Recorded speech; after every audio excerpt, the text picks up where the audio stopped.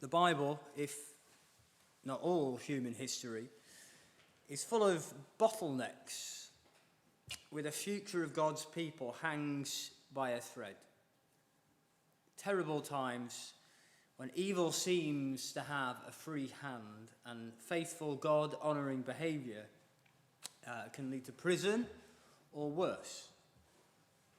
We all wonder, don't we, how we might fare in such times and whether or not we'd find the same courage that our heroes of the faith did to stand for truth, goodness and righteousness.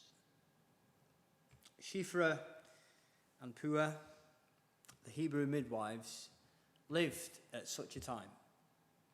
And it's through their actions that God guaranteed that the Bible and the history of his people didn't end with this chapter. They're not mentioned anywhere else in the Bible, but they have so much to teach us. We're going to look at 5 practical lessons that their courageous stand teaches us. And they're fairly short lessons, so just in case you're worried about the time. The first lesson is that God will work to protect and bless his people through the actions of the apparently weak or powerless. I've not tried to make these lessons snappy. I wanted to say what was right. God will work to protect and bless his people through the actions of the apparently weak and powerless. I mean, can you imagine being either of these two women? Given the number of Israelites at the time and the fact that these are the women that were called before Pharaoh, it's possible that they weren't the only Hebrew midwives in Egypt at the time, but that they were representatives, perhaps the head of a guild. But there was still a massive power imbalance here. So in the community, these were kind of pillars of the community. But compared to Pharaoh, well, he's a very, very big pillar, isn't he? These were two women in an age where men had almost all the power over them. They were foreigners. They were part of an enslaved and oppressed people group whom, remember in Genesis, the Egyptians viewed as unclean and who was suspected, as we read here, was suspected of disloyalty with foreign powers. And these two women are brought in front of Pharaoh, not just any man, the king of Egypt, the most powerful man in the country, as far as they know, the most powerful man in the world. He didn't just have administrative and judicial power, he had that and more. He was viewed in Egypt as a divine figure. He represented their gods. This man could raise armies. He could declare the displeasure of their gods. He could most certainly have these two Hebrew women executed with a single command. But as we'll consider in the next lesson, these women disobeyed Pharaoh. They took a stand. They acted. And it was through their action that the Lord God was prospering and protecting his people. Two faithful women who trusted God didn't sit back and do nothing. They acted. They did what they thought was right. And for all their apparent weakness, for all their lack of power compared to Pharaoh, their actions, the decision that they made, was used to allow the rest of redemption history to play its course. Just think, what would have happened if these women hadn't have done what they did? Would Moses even have been born? God will work to protect and bless his people through the actions of the apparently weak and powerless. Just because we don't have the power or strength doesn't mean that God won't do amazing things through us when we act in his will. Well, the second lesson is that legitimate human authority may be resisted when it commands that which is evil. Legitimate human authority may be resisted when it commands that which is evil. Now, as far as this text is concerned, Pharaoh is the legitimate king of Egypt. He had the authority to govern that land. He could decide its laws. He could punish wrongdoers. He could raise armies to defend it from foreign invaders. And the Bible's clear, isn't it? God is the one who appoints the leaders over the nations. Romans 13 says, "There is no authority except that which God has established. Consequently, whoever rebels against the authority is rebelling against what God has instituted. And those who do so will bring judgment on themselves." The Apostle Peter wrote in his first letter, chapter 2, verse 13, "Submit yourselves for the Lord's sake to every human authority." But let's make no bones about it. Shifra and Puah defy the king's ruling. They don't submit. They resist. Permitting the male babies to live was an act of rebellion against the legitimate governor of Egypt. And do you notice what God does in verse 20 and 21? He commends this act of rebellion, and he blesses these two women who broke the law.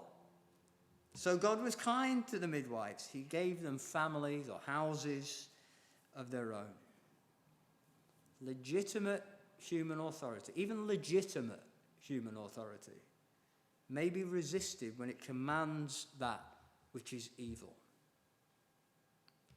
Generally, the Bible teaches that we are to submit to the leaders that God puts over us. But there are times not only when it is permissible, but when we must disobey them, when their commands run directly counter to God's. This brings us onto the third lesson. The killing of children is a mark of the severest oppression. The killing of children is a mark of the severest oppression. I don't know if you noticed in the reading how Pharaoh's order to have the male Israelite babies killed comes at the end of a sequence of increasing hardship for Israel. Now, first they're enslaved in verse 11. They get a Pharaoh who knows nothing about Joseph. Joseph means nothing to him. It's just a name in the history books. And he enslaves Israel. Then in verse 14, it seems as if the oppression, just the fact of slavery, becomes harsher. Because Israel's doing so well under God's blessing. They just keep getting more numerous, and so the slavery gets worse and worse.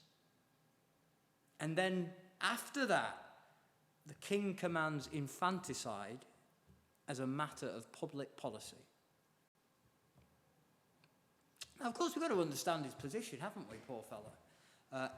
If you study any amount of Egyptian history, and I don't like so much the Egyptian history. I like the more Mesopotamian ancient history. That's more my kind of speed. Mesopotamians and Romans. Egypt's not my kettle of fish, but I've studied it a bit, and you'll quickly see that it's a history of dynastic turmoil. Kings rise and fall. They get bumped off and replaced. You get one king who'll try and eradicate the mention even of another king from the history books. That's a sign, isn't it? Foreign powers are forever moving in and causing instability and trouble, because Egypt was very fertile. It was the breadbasket of the Mediterranean world, wasn't it? So, well, let's go in and get that breadbasket. So in a way, Pharaoh's policy makes a lot of sense, doesn't it? The Israelites are a foreign people. They aren't ultimately loyal to him. They might choose to side with Egypt's many enemies. Because they could improve their social standing by allying with an invading power. And they'd be a very attractive people group for an invading power to sort of woo and say, well, if you side with us, you can have this bit of the land, and then we'll have this bit, and then everything will be cushy. The simplest way to quietly destabilize the Israelites without ruining his own economy by depriving it of a significant part of its labour pool is to kill off the male children. The Israelites will still have children to raise, so it's not as likely to provoke violent rebellion as if he just went to war against them and decided to kill all of the children.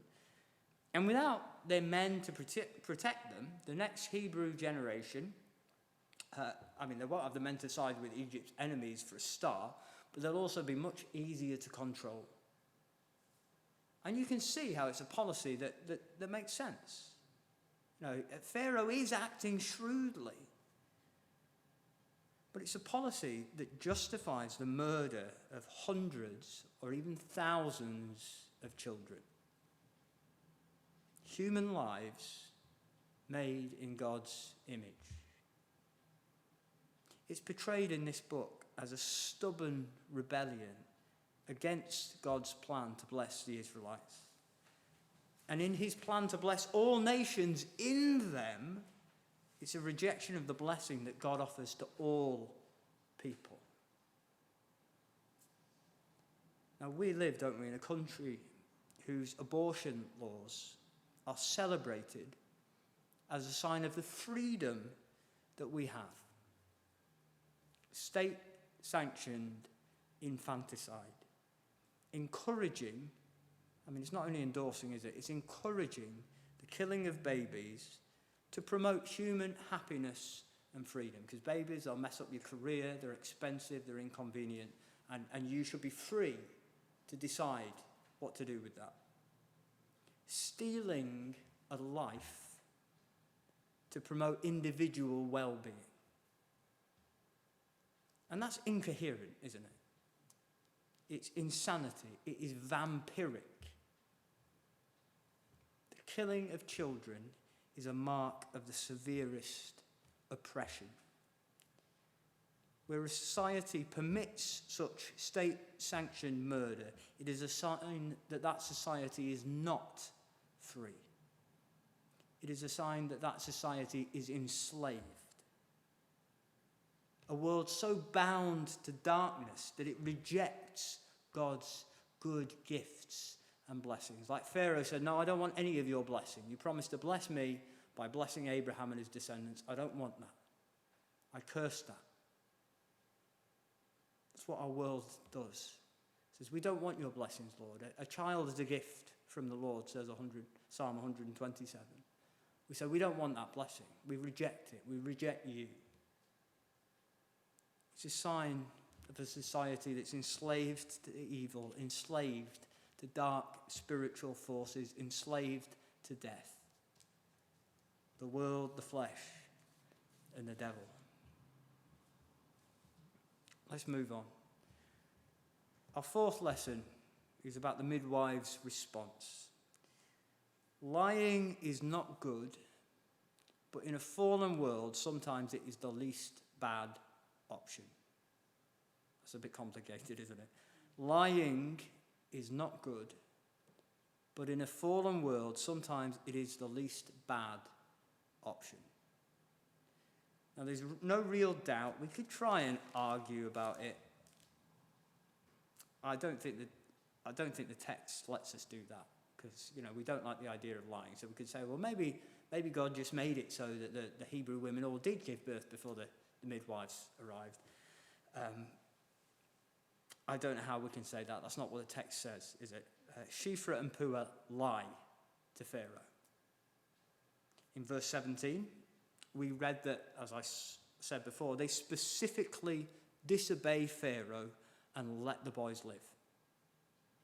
And Pharaoh gets wind of it and asks, quote, why have you let the boys live? So he hears about it, he hears all the midwives, they're not doing what you told them to, they're letting the boys live. And so he gets them in and says, why are you doing this thing? And they lie. They make up this story, and it's kind of funny. And I wonder, could they say it with a straight face? Just like it's saying we're genetically superior to you. I mean, how was Pharaoh going to take it? But maybe it was just so strange that they thought, well, we wouldn't, no one would be, we'd have to be crazy to lie like this. Let's do it. Hebrew women are just better at giving birth than Egyptian women. That's not true. They were just as good as anyone else. They, Shiphrah and Puah, say it's not their fault when it's stated in the text that it is. We can't say that they didn't lie. They lied. If it hadn't have been for their disobedience, those boys would have died, but they didn't. And they lie about it. Now we know, don't we, if we know the Bible, or if our parents raised us well, that lying is wrong. It is. Now we all know about the boy who cried wolf. Lying destroys credibility. It eradicates trust. It ruins lives. Later in this very book, God will command his people, in chapter 20, not to give false testimony against your neighbour. There's any amount of proverbs and prophets who praise honesty and integrity and condemn lying and deceit. Truth is the way of life.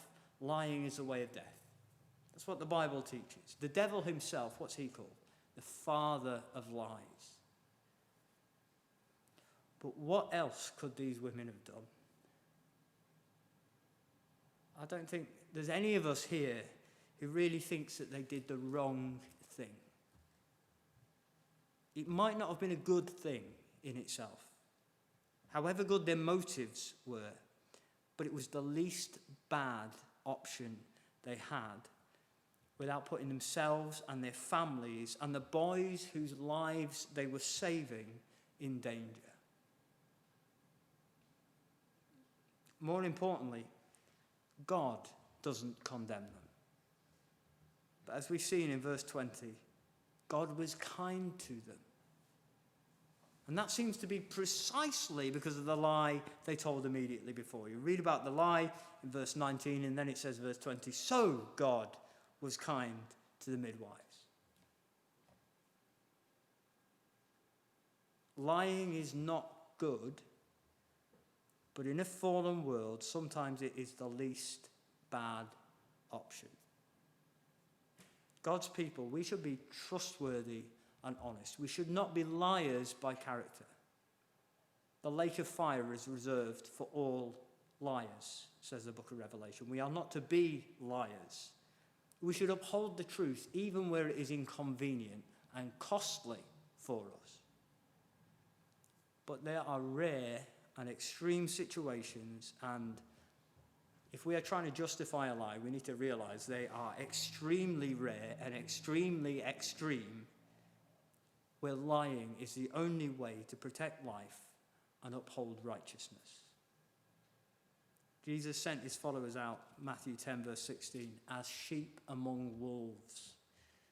Therefore be as shrewd as snakes and as innocent as doves. And I just love the way this passage is written. You remember, this is the Pharaoh who's going to deal so shrewdly with the Israelites.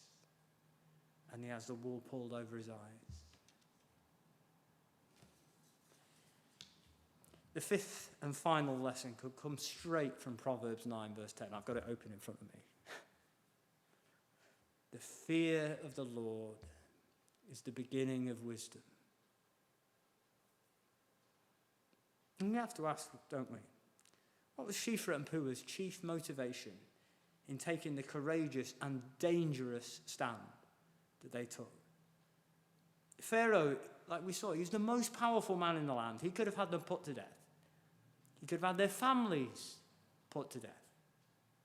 Now, I don't think that someone who would command the murder of babies is going to stoop, or is going to fail to stoop to the abuse and murder of two women who've had the temerity to defy him.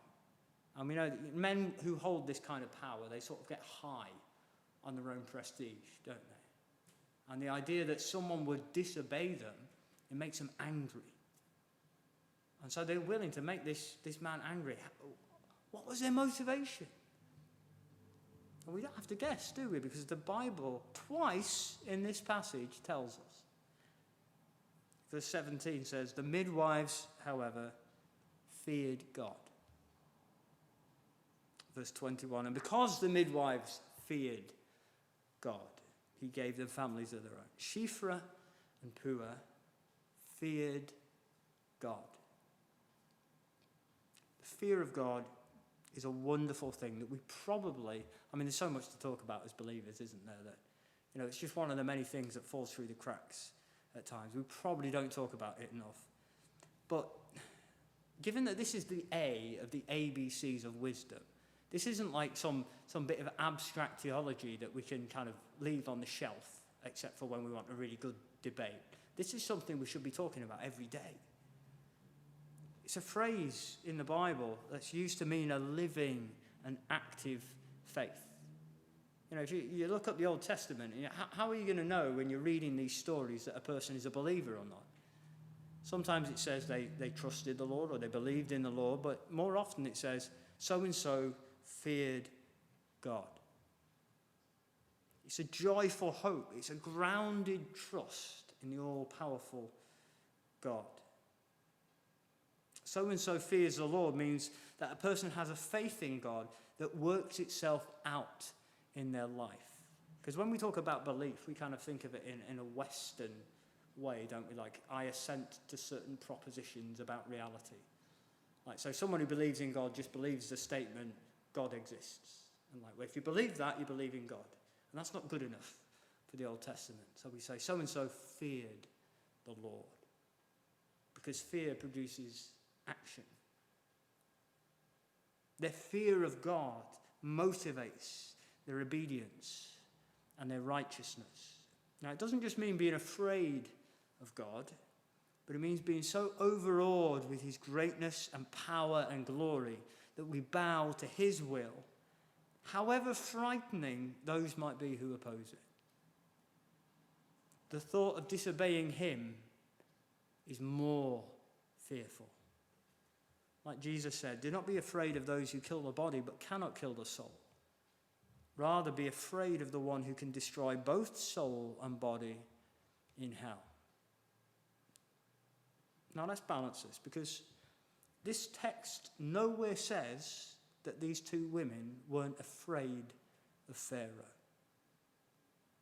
Frankly, I would think there was something wrong with them if they weren't. If they weren't shaking a bit when they came into that throne room and had to explain to him why they had disobeyed him. Wouldn't you be afraid? They were put in a terrifying, terrible position. Their lives and the future of their people.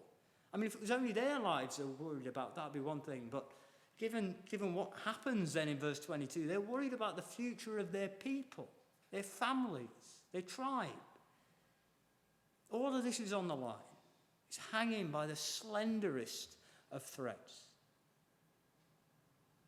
But whatever fear they felt in the presence of Pharaoh, there was a greater fear that enabled them to overcome that fear. A deep awe, a loving reverence of the all-powerful God of the Bible. The fear of the Lord is the beginning of wisdom. And as these two women discovered, and like we were singing before, it's the beginning of blessing. It is joy and it is hope. It is the fuel of a fire of a life lived for God. As we finish, let's ask, what was so exceptional about these two brave women? And they are exceptional, aren't they? They stand out, and I think it's a shame that we don't know their names better. What did they have going for them that puts them in the halls of the heroes of faith? Now, I might not make it into Hebrews chapter 11, but I'm going to put them in my own little hall of the heroes of faith. The names Shiphrah and Puah are two names that ought to be remembered. It's that they feared God, isn't it? They were faithful because they feared him. They were brave because they feared him. They knew him truly, and they could live in response to him in terrible times. And they were used so wonderfully that the rest of the Bible, and the very fact that any of it was written down at all, hinged on what they did. I think it's very deliberate that this story happens right at the beginning of Exodus. I mean, chronologically, it's right at the beginning, but you think, despite what they do, you know, the Pharaoh just says, well, all right, I'll hand it over to the Egyptians. Like everyone else, like the Hebrew midwives aren't doing what I told them to, so you lot, just kill all the Hebrew boys you can find. And then we have the story of Moses. In a way, you could cut out this whole incident with the Hebrew midwives, and the book of Exodus would still make sense, wouldn't it? We wouldn't have lost anything essential to the story. I mean, we wouldn't necessarily have the full sequence of the increasing hostility of Pharaoh towards the Israelites, but this has been put in deliberately, and they are named. That's significant, isn't it? It didn't just say, and Pharaoh told the Hebrew midwives to do it, but they didn't do it. It names them. The Hebrew midwives, whose names were Shiphrah and Puah, because the writer of Exodus is pointing to them and saying, look at what these women did. And listen to everything that comes after, because of how they acted.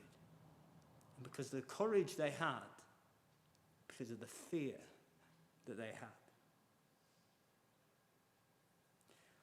What made them so exceptional is something that each and every one of us can embody.